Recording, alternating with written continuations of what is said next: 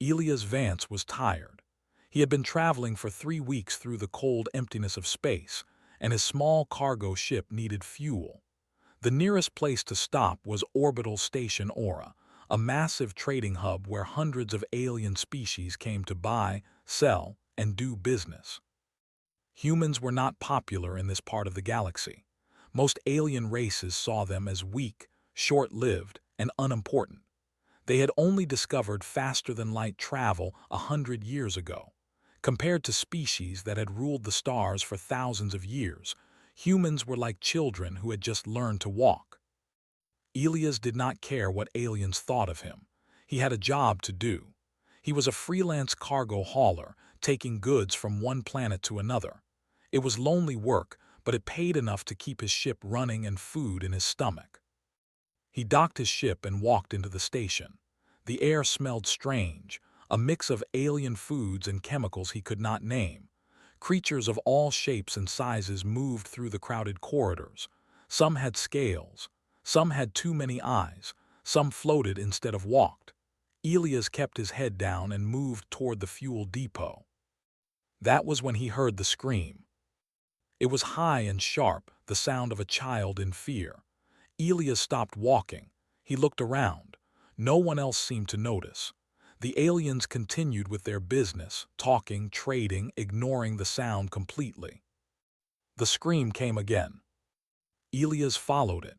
He pushed through the crowd, moving toward the lower market district where the station became darker and dirtier.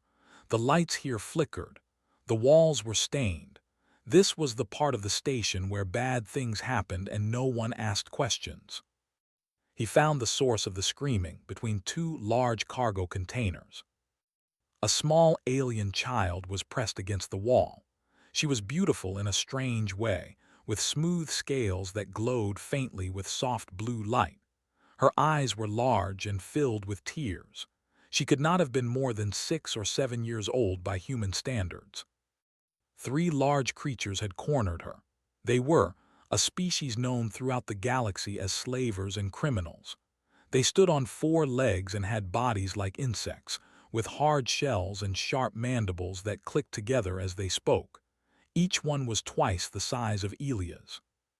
"Pretty little," one of them said, reaching toward the child with a clawed hand. "Your scales will sell for a fortune." The child screamed again and tried to make herself smaller against the wall. Elias looked around. Other aliens were passing by the entrance to the alley. They saw what was happening. They did nothing. Some walked faster to get away. Others simply looked the other way. He understood why. They were dangerous. Though whatever species this child belonged to were a dying race with little political power. Getting involved would bring trouble. It was easier to pretend nothing was happening. Elias thought about walking away too. He thought about his ship, his cargo contracts, the simple life he had built for himself. Getting involved in alien problems was stupid. It could get him killed. The child looked at him. Her glowing eyes met his across the distance. She was so scared, so alone. Elias started walking toward the... "Hey," he called out. His voice was calm. "Leave the kid alone." The 3 turned to look at him. For a moment, they seemed confused. Then they started making a sound that might have been laughter. "A human," one of them said. "A tiny, weak human thinks he can stop us." "Walk away, meat," another one said, "before we decide to sell you too." Elias kept walking. He did not stop until he was standing between thee and the child. "I said leave her alone." The largest moved fast. Its arm shot forward, claws aimed at Elias' throat. It expected an easy kill. Humans were slow. Humans were weak. Everyone knew this. Elias was not slow. He grabbed the creature's arm and twisted his body, using his own speed and weight against it. The alien flew past him and crashed into its companions. All 3 went down in a tangle of limbs and shells. They got up angry. They attacked together this time. What happened next took only 11 seconds. Later, station security would watch the footage many times, trying to understand what they were seeing. A single human with no weapons fighting 3 warriors. The human moved like water, always where the claws were not. He hit pressure points that dropped the aliens to their knees. He broke limbs with precise, brutal efficiency. When it was over, the three lay on the ground, groaning in pain. Elias stood over them, breathing hard but unhurt. He turned to the child. She was staring at him with wide eyes, her scales flickering with colors he did not understand.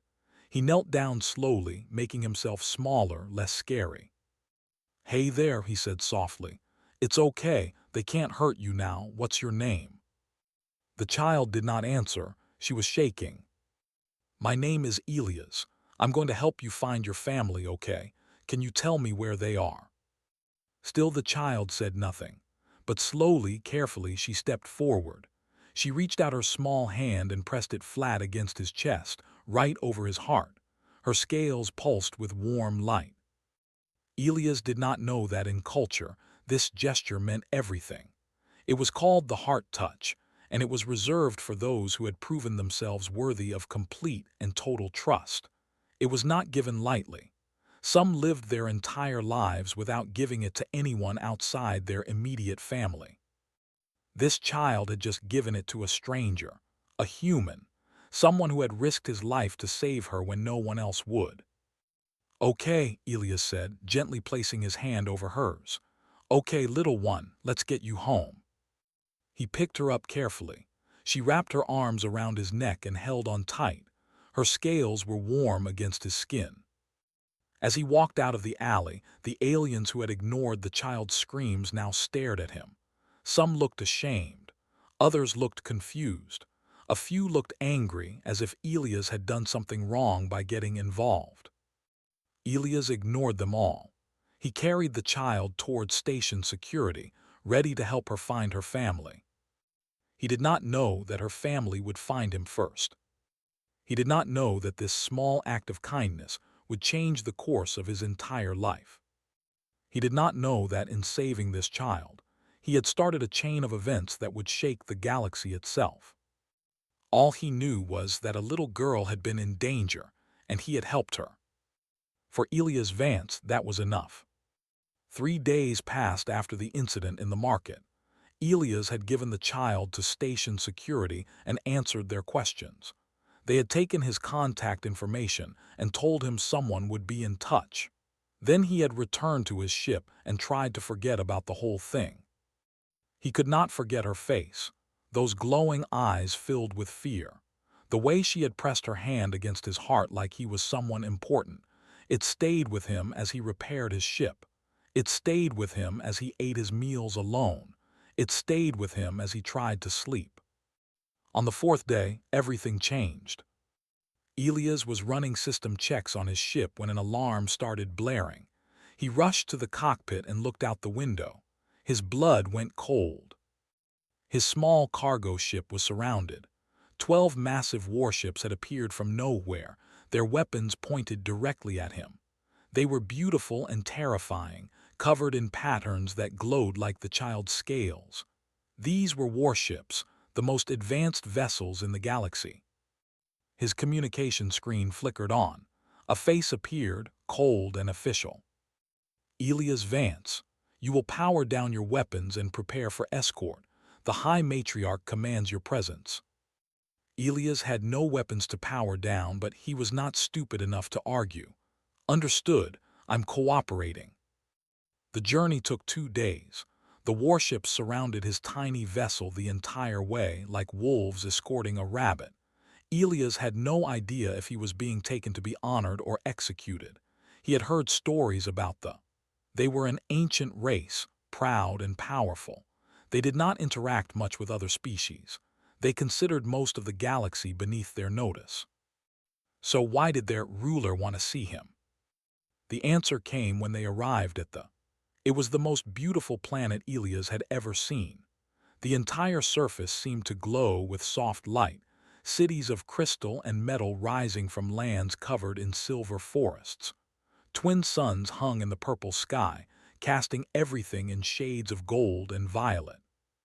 His ship was guided to the royal palace, a structure so large it made human buildings look like toys. Guards met him at the landing pad. They were tall and elegant, their scales shifting with colors as they moved. They carried weapons that hummed with energy. "Follow us," one of them said.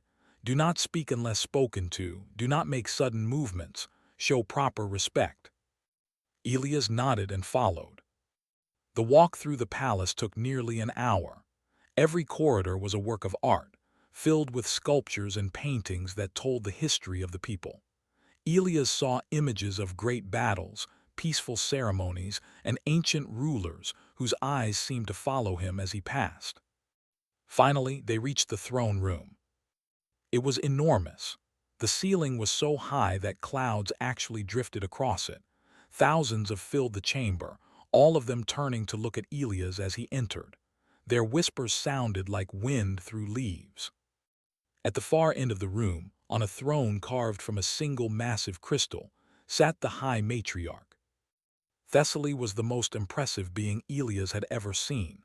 She stood 9 feet tall, her scales shimmering with colors that seemed to change every second. Her eyes were ancient, holding wisdom and power that made Elias feel very small and very young. She wore no crown, but she did not need one. Everything about her said that she was the ruler here. Beside her throne, Elias saw a familiar face, the child from the market. She was clean now, dressed in fine clothing that marked her as royalty. Her scales glowed bright when she saw him. Everything suddenly made sense, and Elias suddenly felt very afraid. "Come forward, human," the matriarch said. Her voice filled the chamber without effort, deep and resonant. Elias walked forward. He could feel every eye in the room on him. When he reached the base of the throne, he stopped and bowed. He did not know customs, so he hoped a simple bow would not offend anyone. "You are Elias Vance," the matriarch said. It was not a question. "Yes, High Matriarch. You saved my daughter." The chamber went silent, even the whispers stopped. "I saw a child in danger," Elias said carefully. "I helped her." "You did more than help." The matriarch stood from her throne and began descending the steps toward him. Each step she took made Elias' heart beat faster. "We have watched the security recordings. Hundreds of people saw my daughter in danger. Hundreds of people who could have acted. Some of them were races we consider allies. Some of them owed us favors. Some of them had signed treaties promising to protect citizens." She stopped directly in front of Elias. Up close, she was even more intimidating. He had to crane his neck to look at her face. "None of them moved," she continued. "Only you, a human, a species we barely acknowledge, a species most of the galaxy considers insignificant." She studied his face with those ancient eyes. "Why?" Elias thought about the question. He thought about giving a complicated answer, something about morality or ethics or the nature of human courage. But in the end, the truth was simple. Because she was scared, because she needed help, because no one else was going to do it. The matriarch stared at him for a long moment. Then she made a sound that might have been a laugh. Simple, direct, honest. She turned to address the chamber. "This human has created a life debt. By saving my daughter, he has bound himself to our ancient laws." She looked back at Elias. "Do you know what this means?" Elias shook his head. "A life debt among the cannot be repaid with money or titles. It is a bond of blood and honor. There is only one way to balance such a debt." She reached out and placed her hand on his shoulder. Her scales were warm. "You are claimed, Elias Vance, by my house, by my blood, by me." The chamber erupted. Aliens shouted in shock, anger, and disbelief. A human, elevated to the inner circle of the matriarch. It had never happened before. It went against tradition. It was an insult to their people. The matriarch silenced them all with a single raised hand. "You will remain with us," she told Elias. "As protector, as family, as mine, this is my decree." Elias wanted to refuse. He wanted to explain that he was just a cargo hauler, that he had no business being in a royal palace, that there must be some kind of mistake. Then he saw the child, Elle, watching him from beside the throne. Her scales were glowing with hope, with trust. with the same look she had given him in that dark alley. He remembered her hand pressed against his heart. "I accept," he heard himself say. The matriarch's scales shifted to deep gold. "Then welcome, Elias Vance. Welcome to house. Welcome to your new home." As the chamber continued to buzz with shocked whispers, Elle ran down the steps and grabbed Elias' hand. "You stayed," she said, her voice filled with wonder. "You actually stayed." Elias looked down at her small face, then up at the matriarch who watched them both with an expression he could not read. "Yeah," he said quietly, "I guess I did." He had no idea what he had just agreed to. He had no idea what challenges lay ahead. But standing there in that crystal palace, holding a child's hand while an empress watched, Elias Vance realized that his life would never be the same. His lonely days of hauling cargo through empty space were over.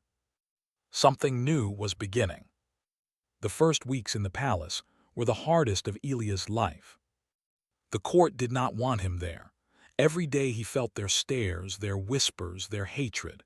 To them, he was an insect that had somehow crawled into their perfect world. He did not belong. He would never belong. The noble houses were the worst. They came to the palace with their complaints, demanding that the matriarch send the human away. They said he was a disgrace to tradition. They said keeping him would make them look weak to the other races. They said he was dirty, stupid, and worthless. Thessaly listened to all of them, then she told them no. "The ancient laws are clear," she said to one angry noble. "The human saved my daughter, he is claimed. This is not open for discussion." "Then let him prove himself," the noble shot back. "Let him take the trials of acceptance. If he passes, we will accept him. If he fails, he leaves." The matriarch was silent for a long moment. Then she turned to Elias. "The trials of acceptance are a series of tests," she explained. "They are meant to prove that someone is worthy of joining a noble house. They are difficult. Many have died attempting them." She paused. "You do not have to do this. I can protect you without the trials." Elias thought about it. He thought about living in the palace forever, always protected, always looked down upon. He thought about the whispers that would never stop, the hatred that would never fade. He thought about Elle, who deserved better than a guardian everyone despised. "I'll do the trials," he said. The first trial was called the Trial of Endurance. Elias was taken to the southern continent of the planet, to a place called the Acid Swamps. The air there burned his lungs. The water could melt through skin in seconds. Creatures with too many teeth hunted in the mist.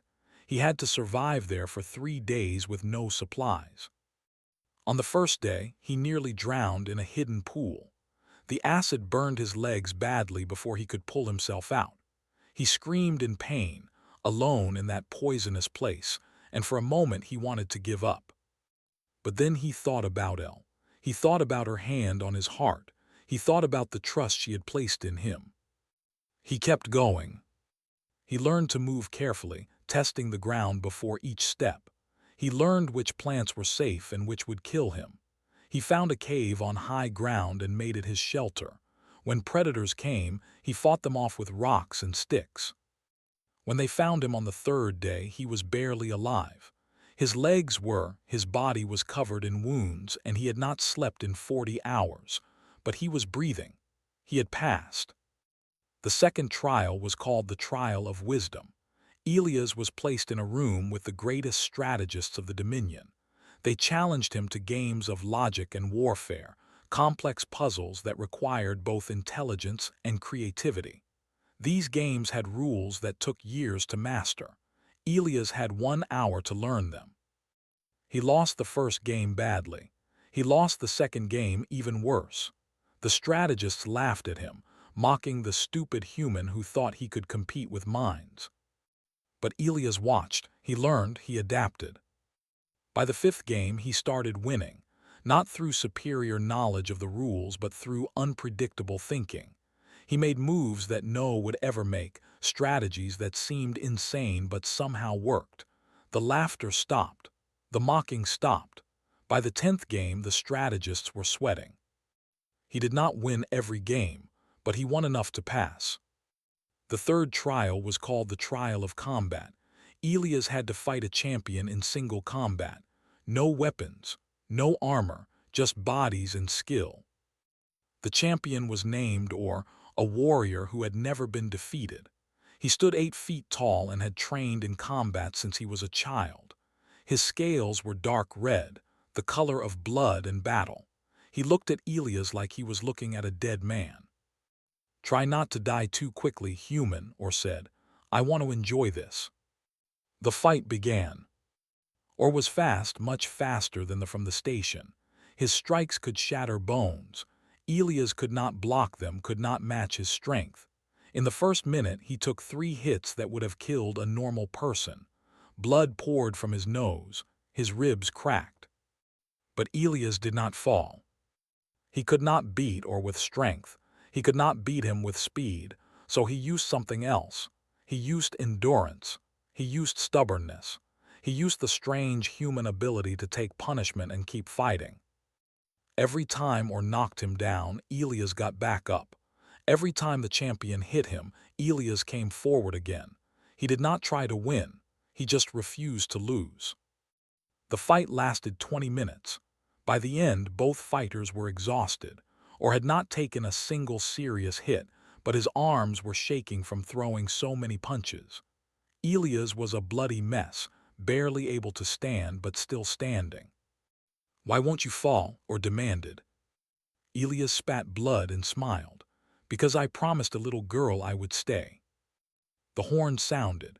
The trial was over. The rules said that if neither fighter was unconscious at the end, the challenger passed. Or stared at Elias for a long moment. Then he did something unexpected. He bowed. "You have honor, human," he said quietly. "I was wrong about your kind." The final trial was called the Trial of Heart. Elias was placed in a simulation chamber, where advanced technology created a scenario that felt completely real. In the scenario, Elle was in danger on one side of a battlefield. On the other side, thousands of soldiers needed help. Saving the child meant abandoning the soldiers. Saving the soldiers meant letting the child die. The correct answer, according to military doctrine, was obvious. A good leader must sacrifice the few to save the many. Every candidate for 1,000 years had chosen to save the soldiers. It was the logical decision, the right decision. Elias did not hesitate. He ran toward Elle. When the simulation ended, he expected to be told he had failed. He expected disappointment and rejection. Instead, he found Thessaly waiting for him outside the chamber. Her face was strange, showing emotions he had never seen from her before. "You chose the child," she said. "Yes." "You knew it was the wrong tactical decision." "Yes." "Then why?" Elias took a deep breath. His body still ached from the trials. He was tired beyond words, but he answered honestly. "Because the numbers don't matter, because she's a child, because I made her a promise." He met the matriarch's ancient eyes. 1,000 soldiers can fight for themselves, but a child alone has no one. If I can't protect one innocent life, what's the point of protecting 1,000? Thessaly was silent for a long time. When she finally spoke, her voice was soft. "Every candidate for 1,000 years has chosen the tactical solution. They all made the logical decision." She stepped closer to him. "You are the first to choose as I would have chosen. You are the first to put love above logic." She reached out and touched his face gently, her scales warm against his damaged skin. "You pass, Elias Vance, not because you are strong or smart or skilled. You pass because you have the one thing that cannot be taught." Her scales shifted to deep gold. "You have heart." For the first time since coming to this world, Elias felt like maybe he belonged here after all. After the trials, things changed. The whispers in the palace did not stop completely, but they became quieter. Some nobles who had hated Elias began to show him respect, or the champion he had fought became something like a friend. Even the servants started treating him as a real member of the household instead of an unwanted guest. But the greatest change was with Thessaly herself. Before the trials, she had been formal and distant with him. She spoke to him like a ruler speaking to a subject. Now she sought him out. She asked his opinions on matters of state. She shared meals with him in her private chambers. She laughed at his jokes, which surprised them both. Elle noticed the change in her mother. She smiles more now, the child told Elias one evening. She hasn't smiled this much since father died. Elias had not known that Thessaly's husband was dead. He had not asked, and no one had told him. Now he understood some of the sadness he had seen hiding behind her powerful exterior. How long ago? He asked.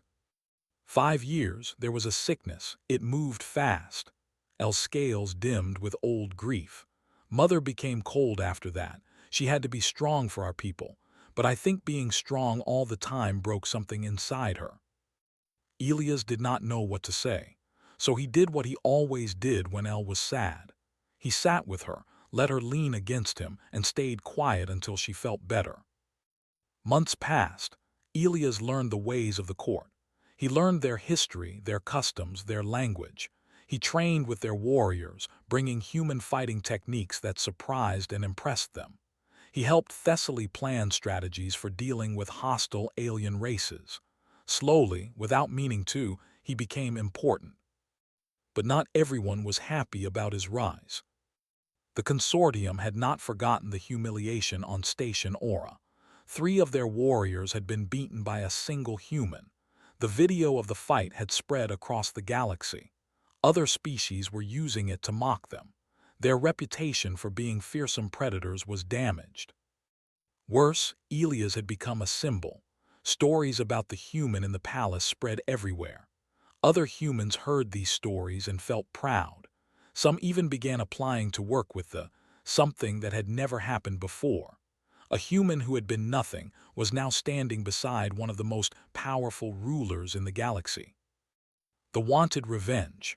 They wanted Elias dead, but more than that, they wanted him broken. They wanted to prove that humans were still worthless, still weak, still nothing. They made their plan carefully.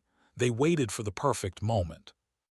That moment came during the Festival of Lights. The Festival of Lights was the most important celebration in culture. For 3 days, the entire planet glowed with celebrations. The royal family opened the palace to the public. Security was reduced as a sign of trust and peace. It was a time of joy and togetherness. It was also the perfect time for an attack. Elias was in the lower gardens when the alarm started. The sound cut through the night like a knife. He had heard alarms before during drills, but this was different. This was real. His blood went cold when he heard the location. The princess's chambers. Elias ran. He did not wait for guards. He did not call for help. He just ran. The palace was a maze, but he had learned every corridor during his months there. He took shortcuts through servant passages, jumped down stairs, crashed through crowds of panicking guests. His lungs burned. His legs screamed. He did not slow down. When he reached Elle's wing, he found bodies. Palace guards lay on the ground, some dead, some dying. The attackers had cut through them like paper. He could hear fighting ahead. He could hear Elle screaming. Elias burst through the door to her chambers. 6 assassins stood inside. They were elite warriors, much stronger than the thugs from the station. They wore armor that absorbed energy blasts. They carried blades that could cut through metal.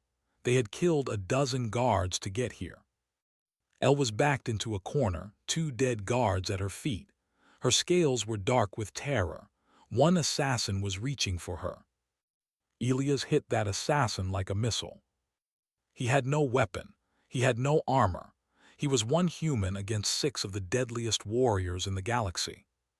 He did not care. The first assassin went down before the others realized he was there. Elias grabbed its blade as it fell and spun to face the rest. They attacked all at once, a blur of claws and weapons and killing intent. What followed was not a fight. It was a slaughter. Elias took wounds that should have killed him in the first 10 seconds. A blade opened his shoulder to the bone. Claws raked across his chest. Something cracked his ribs. Blood poured down his body until he was more red than any other color. He kept fighting. Every time it came near Elias was there. Every time they thought he was finished, he proved them wrong. He fought with a fury that went beyond training, beyond skill, beyond anything the assassins had ever seen. He fought like a human, protecting something he loved. One by one, they fell. The last one managed to cut Elias across the stomach before he broke its neck with his bare hands. Then it was over. Elias stood in the center of the room, surrounded by 6 dead assassins, covered in so much blood that his original skin color was invisible. His vision was fading. His body was failing. But he was still standing. Elle ran to him, her scales flickering with fear and relief and 100 other emotions. Elias. He managed to kneel down, managed to pull her close, managed to whisper, "You're safe. I've got you, you're safe." That was when Thessaly arrived with reinforcements. She came through the door ready for battle, ready to tear apart anyone who threatened her daughter. What she found instead made her freeze. Elias, barely alive, holding her child against his chest. 6 elite assassins dead on the ground around them. More blood on the floor than any human should be able to lose and still breathe. "You came," Elle was saying to him through her tears. "You came for me." "Always," Elias whispered. His voice was getting weaker. "I'll always come." Thessaly moved then, faster than she had ever moved in her life. She caught Elias as he collapsed, her strong arms holding him up. His blood soaked into her ceremonial robes. She did not care. "Stay awake," she commanded. Her voice was not the voice of a ruler. It was the voice of someone terrified of losing something precious. "Do you hear me, human? You will stay awake. You are not permitted to die." Elias tried to laugh. It came out as a cough. "Trying hard to argue with you." Medical teams rushed in. They took Elias away on a stretcher, already pumping him full of emergency drugs and synthetic blood. The last thing he saw before consciousness faded was Thessaly's face above him, her scales shifting through colors he had never seen before. Later, much later, he would learn that those colors meant fear. They meant desperation. They meant love. But in that moment, all Elias knew was darkness, and a warm hand holding his, refusing to let go. Elias woke up 7 days later. His body was more machine than flesh now. The doctors had worked miracles to save him, replacing damaged organs with synthetic ones, rebuilding bones with metal supports, stitching together wounds that should have been fatal. They told him that by all medical knowledge, he should have died 6 times during the surgery. "Humans are strange," one doctor said, shaking her head. "Your bodies break so easily, but your will to live is like nothing we have ever seen." Thessaly was there when he opened his eyes. She had not left the medical wing in 7 days. Her advisors had begged her to rest, to return to her duties, to act like a ruler instead of a worried companion. She had ignored them all. "You're awake," she said. Her voice was rough from lack of sleep. "You look terrible," Elias whispered. She laughed. It was a broken sound, half sob and half relief. "You nearly died and you're worried about how I look." "Someone has to be." Thessaly reached out and took his hand. Her scales were warm, shifting through soft shades of blue and gold. "You saved her again. You saved my daughter." "Just doing my job." "Your job?" She leaned closer, her ancient eyes meeting his. "Your job is to haul cargo between planets. Your job was never to fight 6 assassins alone. Your job was never to nearly die for a child who isn't yours." Elias was quiet for a moment. Then he spoke and his voice was serious. "She is mine, maybe not by blood, but she's mine, and so are you." He squeezed her hand weakly. "That's what you said when you claimed me, right? That I belong to your house, your blood, you. Well, it goes both ways. You're mine too, both of you." Thessaly stared at him. In her thousands of years of life, through wars and treaties and the rise and fall of empires, no one had ever spoken to her like this. No one had ever claimed her. Her scales shifted to deep gold, the color of love. "Stupid human," she whispered, but she was smiling. The attack on the palace sparked a war. The consortium had violated the most sacred tradition. They had attacked during the Festival of Lights. They had tried to kill a royal child.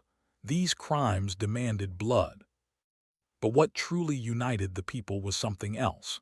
The story of the human who had fought alone to protect their princess spread across the planet. Videos of the aftermath were shared everywhere. People saw Elias standing among 6 dead assassins, barely alive but still on his feet. They saw him holding Elle, protecting her until the very end. For the first time in centuries, they did not see humans as weak or worthless. They saw something else. They saw courage. They saw sacrifice. They saw love. Human volunteers began arriving at military centers. Hundreds of them, then thousands. They came because of Elias, because of his story, because they wanted to prove that humans could stand with the greatest warriors in the galaxy. Elias led them, not from behind a desk but from the front lines. He trained soldiers in human tactics, teaching them unpredictability and improvisation. He taught them that impossible odds were just another challenge. He taught them that humans did not know how to give up. The war lasted 2 years. The consortium was powerful, but they had underestimated their enemies. The human alliance was something new, something unexpected. Human creativity combined with technology and resources proved devastating. When the final battle came, it was Elias who led the charge. Not because he was the strongest but because his soldiers believed in him. They followed him through fire and death because they knew he would never ask them to do something he would not do himself. The consortium surrendered 3 months after that battle. Their leaders came to the negotiating table broken and humbled. Elias stood beside Thessaly during the treaty signing, not behind her as a servant would, beside her as an equal. The diplomats looked at him with hatred. "How does it feel," one of them sneered, "to be a pet, a trophy that the matriarch shows off?" Elias smiled, the same smile he had given the assassins in Elle's chambers, right before he killed them. "How does it feel to lose to one?" The treaty was signed that day. Years passed. Elias grew older as humans do. Gray appeared in his hair. Lines formed around his eyes. His body, already rebuilt so many times, began to slow down. The around him stayed young and beautiful. They're measured in centuries rather than decades. But no one suggested he leave. No one thought of him as temporary. He had become as much a part of the palace as the crystal walls themselves. Elle grew into a young woman, strong and wise. She trained with the royal guard, fought in border skirmishes, and prepared to one day lead her people. And always, she came back to Elias. To share meals, to tell stories, to sit with the human who had saved her life twice and changed it forever. On the 10th anniversary of the day they met, Thessaly found Elias on the palace balcony. He was watching the sunset, the twin suns painting the sky in colors that still took his breath away. "Do you regret it?" she asked, standing beside him. "Your old life, your freedom?" Elias thought about the question. He thought about his small ship, the endless cold of space, the loneliness that had been his only companion for so many years.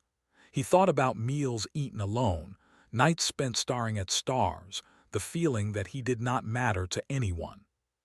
Then he thought about Elle, who called him father in private and trusted him with her secrets. He thought about Thessaly, who had started as a distant ruler and become something much more. He thought about the human soldiers who looked up to him, the warriors who respected him, the galaxy that now knew his name. "I was never free before," he said quietly. "I was just alone. Freedom without connection isn't freedom, it's just emptiness." Thessaly moved closer. Her hand found his, their fingers intertwining. After all these years, her touch still felt like coming home. "You changed everything," she said. "You changed my daughter, you changed my people, you changed me." "You claimed me," Elias reminded her. "Remember, you said I was yours." "I remember." Her scales glowed warm gold. "I claimed you because the law demanded it. I kept you because my heart demanded it." She turned to face him, her ancient eyes full of something that looked very much like forever. "You will never be alone again, Elias Vance. You are claimed. You are ours. You are mine." Elias pulled her close. After all these years, after all the battles and the pain and the almost deaths, this was what mattered. This moment. This connection. This family he had found in the strangest way possible. "Yeah," he said, his voice thick with emotion. "I know." They stood together and watched the suns set over a world that had become his home. In the centuries that followed, the story of Elias Vance became legend. Children learned about the human who had saved a princess and changed a galaxy. Historians wrote about the alliance he had helped build, the war he had helped win, the bridge he had created between two species who had never understood each other before. But the people who knew him best remembered something simpler. They remembered a man who ran toward danger instead of away from it. A man who chose love over logic, sacrifice over safety, family over freedom. In the great hall of the palace, a painting hung in a place of honor. It showed a human man with gray hair and kind eyes, a matriarch with scales of gold, and a young princess whose smile lit up the canvas. Beneath the painting, a simple inscription: "Family is not born, it is chosen." And somewhere, watching over his descendants for generations to come, Elias Vance finally understood what it meant to belong.